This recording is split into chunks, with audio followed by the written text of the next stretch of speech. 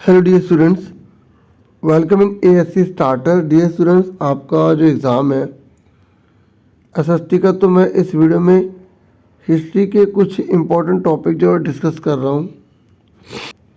आप इसे रिवीजन के तौर पर सुन सकते हैं। जैसे सबसे पहले मैं अगर फ्रेडरिक सारिउ के बारे में बात करूँ तो ये कौन थे? फ्रांसीसी कलाकार थे। 1848 में इन्होंने एक जो पेंटिंग बनाई थी, वो चार, मतलब कह सकते हैं कि पेंटिंग की श्रृंखला थी, चार थी उसमें। और उस पेंटिंग जो चार थी, उनकी विशेषता ये थी कि यूरोप और अमेरिका के लोगों को एक लंबी ट्रेन में दिखाया उन्होंने, ठीक है। और स्टैचू ऑफ लिबर्टी दिखाई, वहाँ पे स्टैचू ऑफ लिबर्टी थी। और ठीक है, वो महिला क्या करती है, और एक हाथ में ज्ञान की मशाल, दूसरे हाथ में मनुष्य के अधिकारों का चार्ट है। मतलब मनुष्य को अधिकार मिलने चाहिए, ये उस मूर्ति ने बताने की कोशिश की है।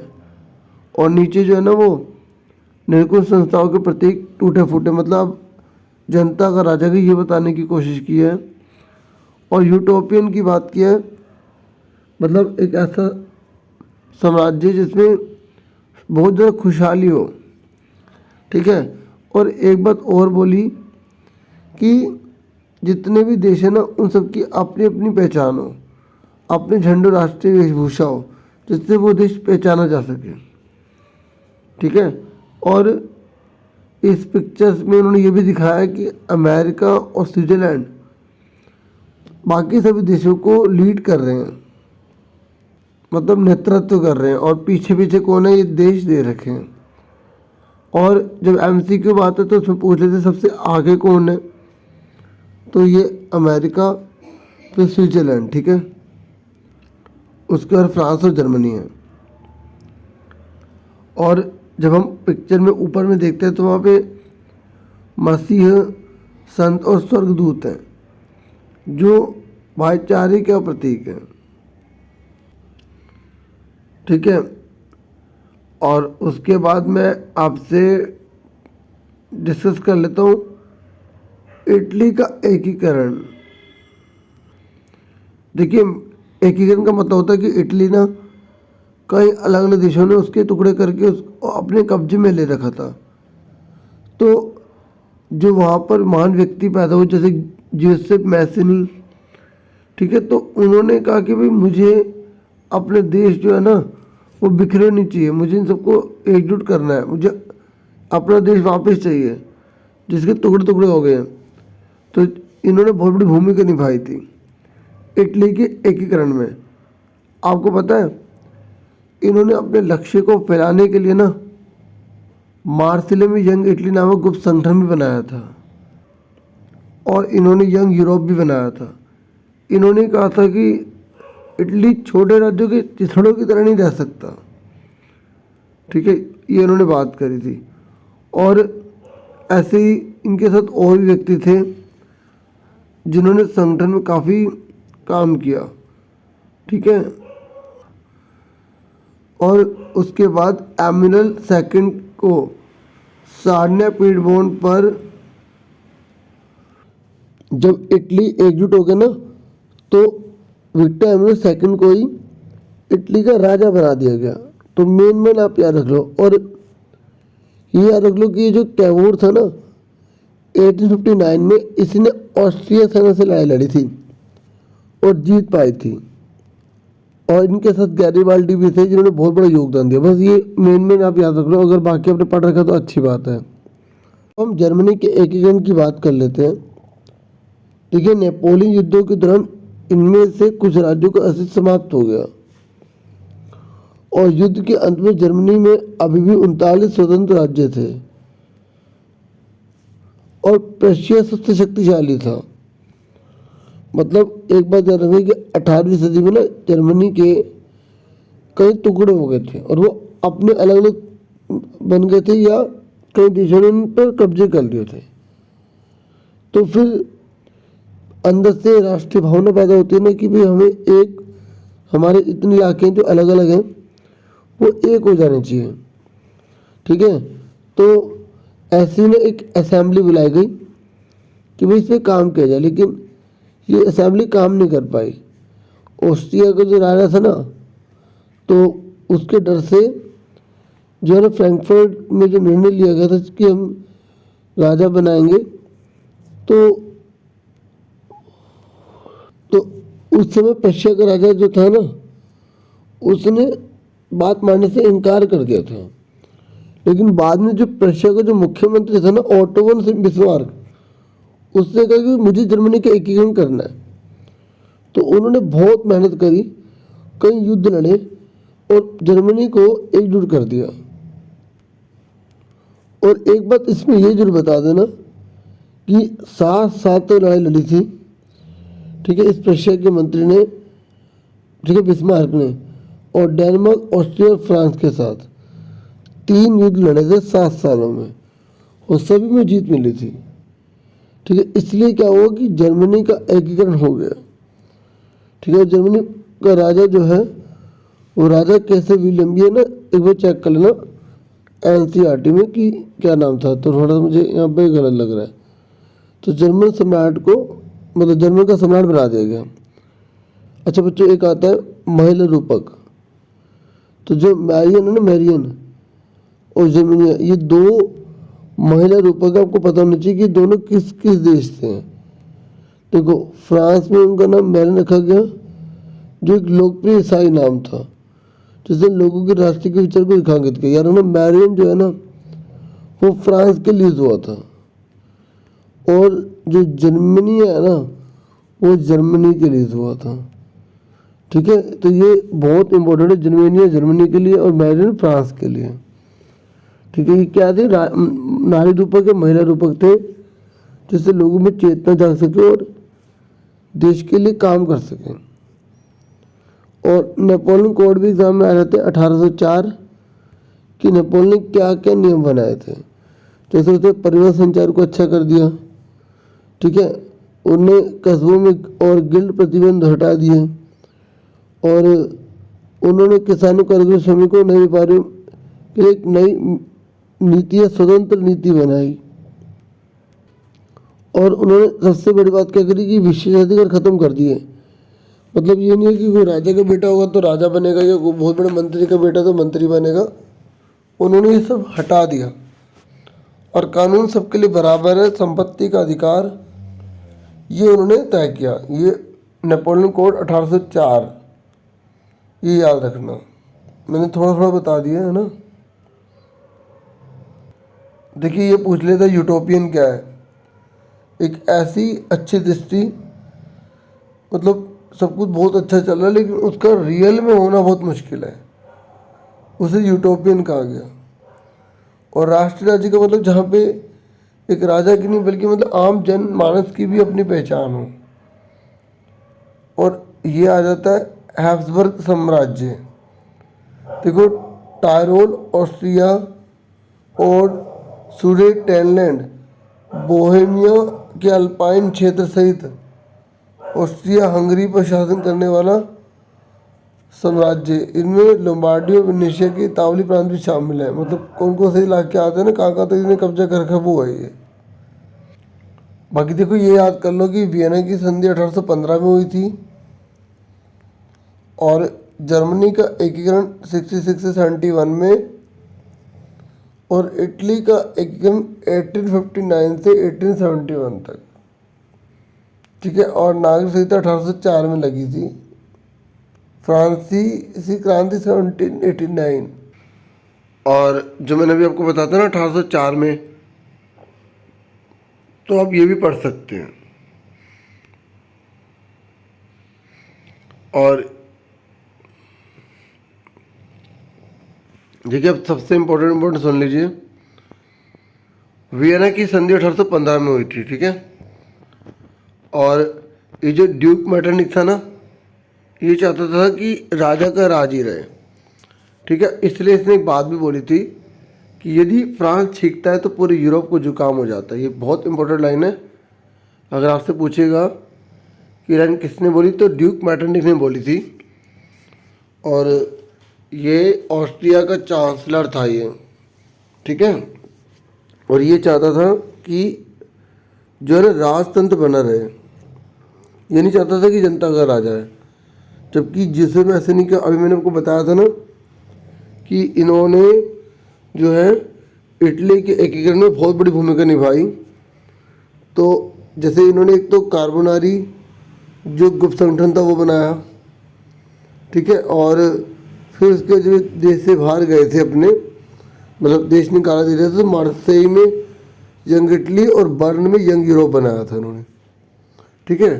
और मैटरनिक ने उसे हमारे समाज व्यवस्था को सबसे खतरनाक दुश्मन बताया, ठीक है। और मैटरनिक ने एक और बात कही थी कि ये जो जिस्म मैसनी है ना, ये हमारी समाजी व्यवस्था को सबसे खतरनाक दुश्मन है। तो ये लाइन और ये लाइन, ठीक है, ये दोनों हमें ड्यूक मैटरनिक ने दी है, ठीक है, याद रखना।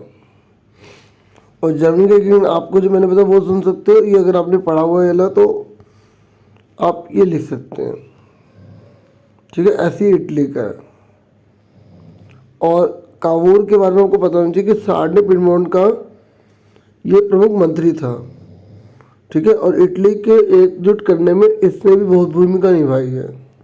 और वह स्वयं ना तो क्रांतिकारी था और ना ही जनतंत्र में विश्वास रखता था। देखो इसकी भी बात याद रखना, ये जो कावूर है ना, ये जनता के राज पर विश्वास नहीं रखता था, सुन रहे हो। तो फ्रांस के साथ कई चतुर्संधि के पीछे कावूर का हाथ था, और जिसके कारण ऑस्ट्रिया को हराया जा सका और इटली का एकीकरण संभव हो सका। याद रखना कि ये क्रांतिकारी भी नहीं था और जनतंत्र पर विश्वास भी नहीं रखता था। ये चाहता था कि राजा का राज हो, लेकिन जैसे दूसरे थे वैसा नहीं थे। ऐसे गैरिबाल्डी के बारे में आपको पता होना चाहिए कि इटली के एकीकरण में इन्होंने बहुत भूमिका निभाई है। जैसे अगर आपको इन तीनों के बारे में पता है तो आप ना थोड़ा थोड़ा सा डाल देंगे तो एकीकरण में और आसानी हो जाएगी, मतलब लिखने में, है ना।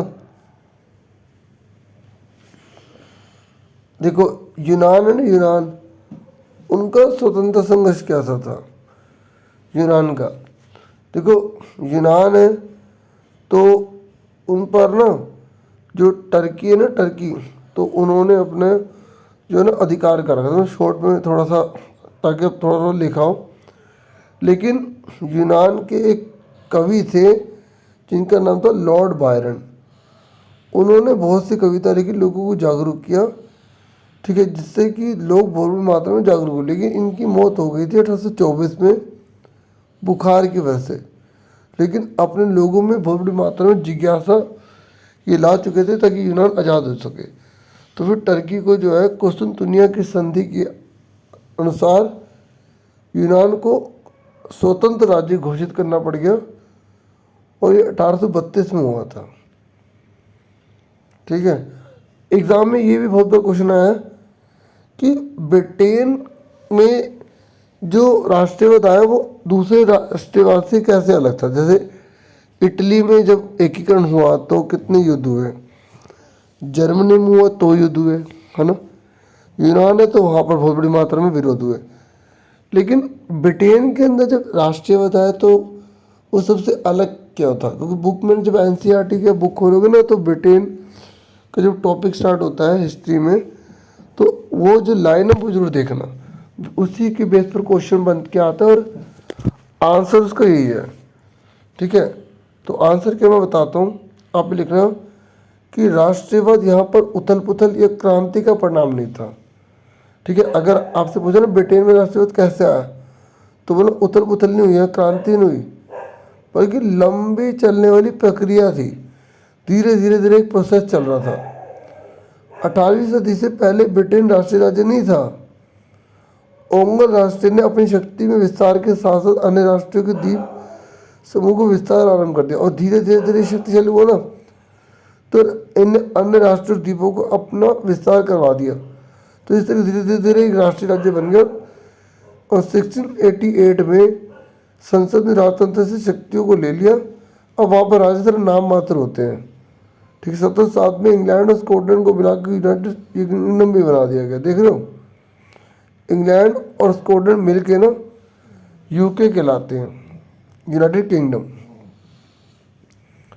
और 1798 में असफल विद्रोह के बाद 1801 में आयरलैंड को बलपूर्वक यूनाइटेड किंगडम में शामिल कर लिया गया। देख लो, आयरलैंड जो है ना वो 1801 में यूके में शामिल हो गया और कहते हैं कि ये जो है ना बलपूर्वक किया गया।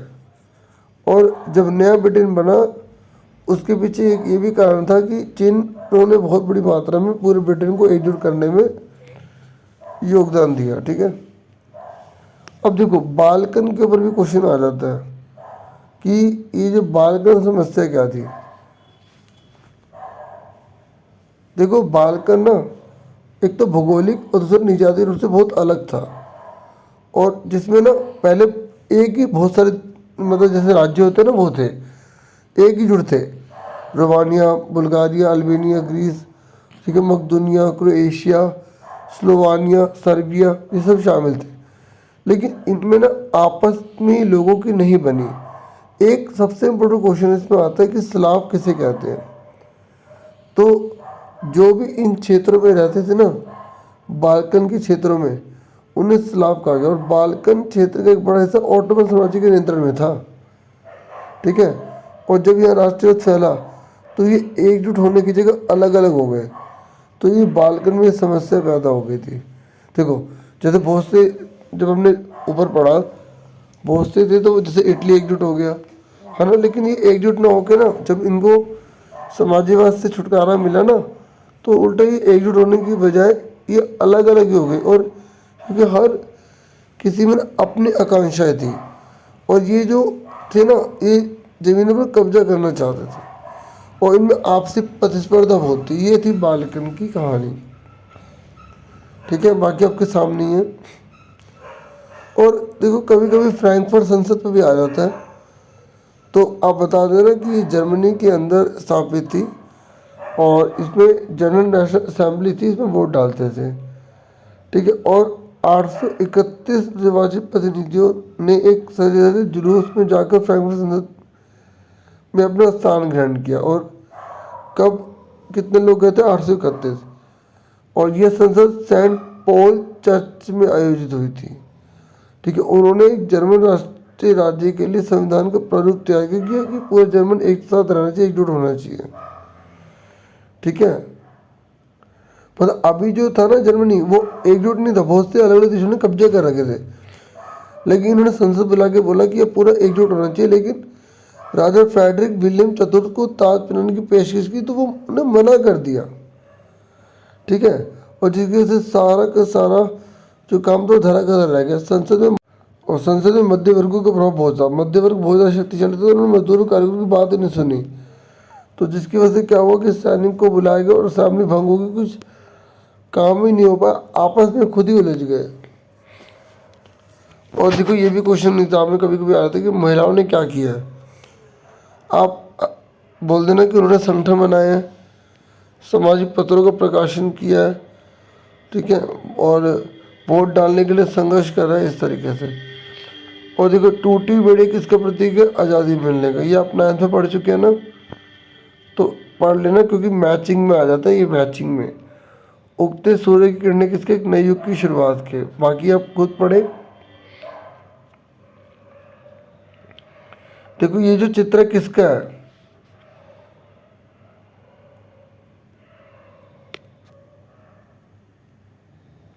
ये ना जर्मेनिया का चित्र है, जिसे फिलिप वेट ने बनाया था।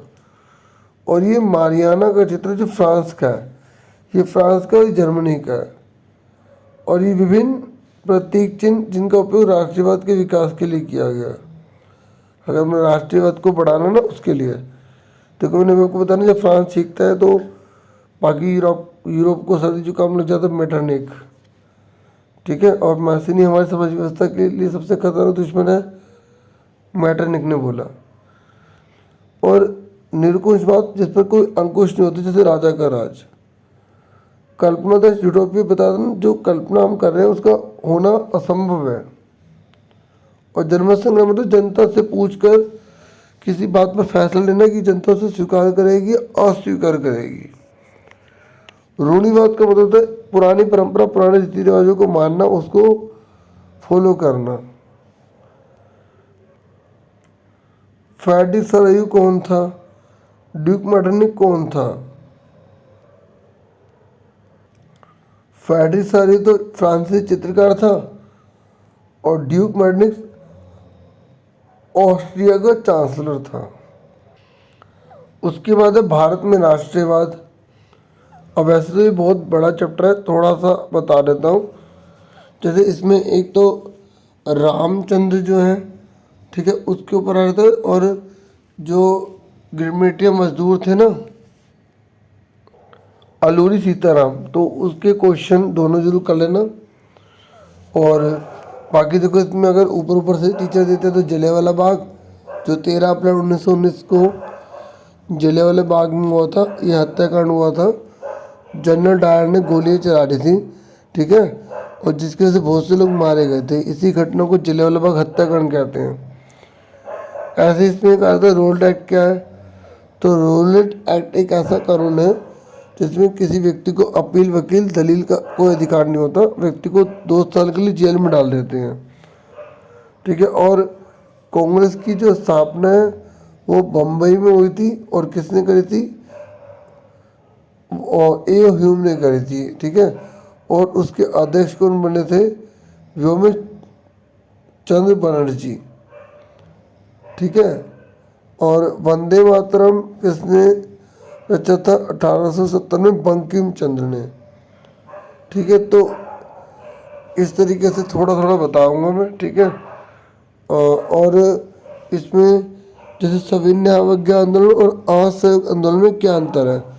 ठीक है, सविनय अवज्ञा आंदोलन जो वो बड़े स्तर पर था, असहयोग जो था वो छोटे स्तर पर था।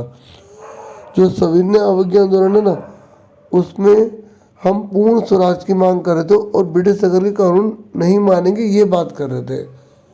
जबकि असहयोग आंदोलन में हम स्वराज की मांग कर रहे थे, लेकिन ब्रिटिश कानून को लेकर कोई ये नहीं था कि उसको नहीं मान रहे, ठीक है। और असहयोग आंदोलन की शुरुआत के कारण ये थे कि जब प्रथम विश्व युद्ध हो गया था ना, तो ब्रिटिश सरकार ने स्वराज देने से मना कर दिया था, ठीक है। और दूसरा कारण था कि रोल्ड एक्ट का पास होना, जलियांवाला बाग हत्याकांड, ठीक है। और जबकि सविनय अवज्ञा आंदोलन जो है ना, वो इसलिए चालू हुआ क्योंकि गांधी जी ने ना इरविन, उस समय भारत का वायसराय था, उससे 11 मांगे जो है ना मानने के लिए कहा था, लेकिन उसने मानी नहीं। तो गांधी जी ने परमिशन लेकर जो है ना 78 अनुयायियों के साथ जाकर जो है डांडी नामक गाँव में गए, और यहीं से फिर उन्होंने सविनय अवज्ञा आंदोलन की शुरुआत कर दी। और एक क्वेश्चन आता है कि गांधी जी ने नमक को क्यों चुना? नमक जो अमीर गरीब सभी प्रयोग करते हैं, ठीक है। और गांधी जी बता देना चाहते थे कि ये सभी की शक्ति की वस्तु है, इस पर टैक्स नहीं लगना चाहिए। और दूसरा कि जब हम आपके छोटे से छोटे कानून को नहीं माने तो बड़े कानून को क्या मानेंगे, ठीक है। और महात्मा गांधी ने जो सत्याग्रह चलाया वो कहाँ का चलाया था, ठीक है। तो जैसे पहला चंपारण में, ठीक है ना, बिहार के अंदर। दूसरा जो है उन्होंने अहमदाबाद, और तीसरा जो है खेड़ा जिले में, ठीक है। ये आगे पीछे एक बार वो चेक कर लेना जरूर, ठीक है। तो इस तरीके से, और थोड़ा थोड़ा सा जैसे गोलमेज सम्मेलन कब कब हुए थे, तो ये नॉलेज के लिए आप पढ़ सकते हैं। ऐसी साइमन कमीशन 1928 में भारत में आया था, और इसमें साथ के साथ अंग्रेज थे, कोई भी भारतीय नहीं था। तो भारतीय लोगों ने कहा जब कोई इसमें भारतीय नहीं तो भारतीय के पक्ष में क्या निर्णय लेगा, ठीक है ना। तो इसलिए इसका विरोध हुआ।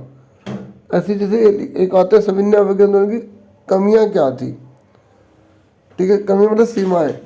तो जो अनुसूचित जाति के लोग थे उन्होंने इसमें भाग नहीं लिया, ठीक है। वो कह रहे थे कि कांग्रेस इनके हितों की अनदेखी कर रही है। ऐसे मुस्लिम संगठनों ने भी सविनय अवज्ञा आंदोलन को इतना जो है ना ज़्यादा वो नहीं लिया, सीरियसली नहीं लिया, ठीक है। और दोनों ही समुदाय एक दूसरे को संदेह की दृष्टि से देखते थे। ये एक सबसे इम्पोर्टेंट ये क्वेश्चन भी बहुत बार आया हुआ है कि पूरा देश की एक अपनी पहचान है, एक अपना भाव है, उसके लिए क्या क्या किया गया। मतलब पूरे देश के अंदर ना एकजुटता रहे, अपनेपन का भाव रहे, तो इसके लिए लोक कथाओं को यूज़ किया गया। ठीक है, घूम घूम कर जा जा कर प्रचार हुआ, चिन्हों का प्रयोग किया गया। ठीक है, इतिहास की पूर्ण व्याख्या की गई और गीत जैसे वंदे मातरम बनाया गया 1870 में बंकिम चंद्र ने, ताकि देश का सौहार्द बना रह सके। जैसे ये मैचिंग वाला क्वेश्चन है, ये आप जरूर कर लो, ये जितने भी हैं। ठीक है, ये आपको मैं दिखा रहा हूँ क्वेश्चन। ठीक है, ये रहा बाबा रामचंद्र और बंकिम चंद्र, अल्लूरी सीताराम अवध का किसान, ये इससे मैच करो। ठीक है, तो ये आपके सारे क्वेश्चन है ना, इसका आंसर यहाँ दिखा देता हूँ।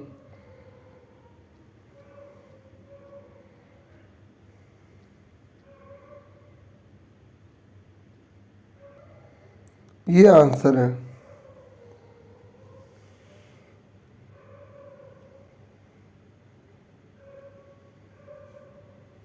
ये आंसर्स हैं। ठीक है, तो वीडियो को पीछे करके क्वेश्चन उतार के फिर आंसर कर सकते हैं। ठीक है ना डियर, ऐसे ही हम बहुत सारे हैं।